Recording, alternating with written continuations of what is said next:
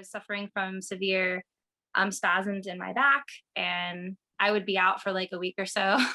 And I started to realize that I could change that pattern of feeling pain. And I was hesitant with strength training because I had practiced yoga for like 8 or 9 years at that point, and I didn't want to negatively impact my yoga practice. I started trying to work out and do like CrossFit, but my back would hurt. And one of the coaches there mentioned Active Life RX to me, and it was the turning point. And now I'm a lot stronger. Yeah, I just think it's the best thing ever. So I'm a huge fan of Active Life RX, and I really appreciate the experience.